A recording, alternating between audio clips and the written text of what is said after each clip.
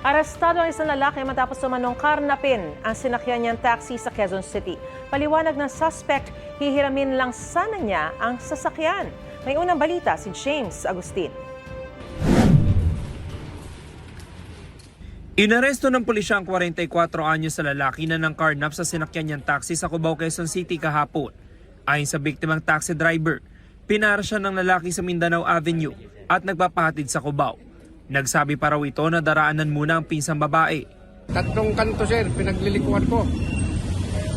Ngayon, pangatlong kanto, doon sa Imperial, hindi niya makita yung kasamahan niya.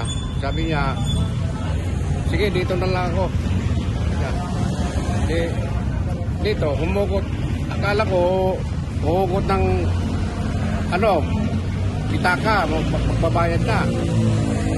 Nagulat ako, ice pick ang, tapos sabay doon, napaganon ako. Doon na raw bumaba ang taxi driver at humingi ng tulong. Ang suspect naman tinangay ang taxi hanggang sa maipit sa traffic. Nung naipit po yung taxi sa traffic, inabandon na po ng suspect at nagpatuloy po yung habulan on foot papuntang Q-Mart.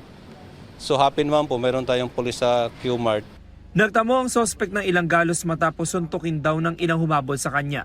Nabawi sa kanya ang ginamit na ice pick. Ginawa ko po yung pagkuha ng taxi pero hindi ko po siya sinaktan. Bakit? Hiramin ko lang sana sir.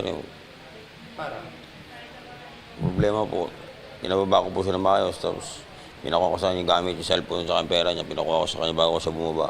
Sa record ng pulisya, nakulong na ang suspect noong 2023 dahil sa kasong may kinalaman sa droga.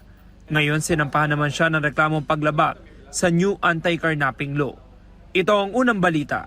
James Agustin para sa GMA Integrated News. Gusto mo bang mauna sa mga balita? Mag-subscribe na sa GMA Integrated News sa YouTube at tumutok sa unang balita.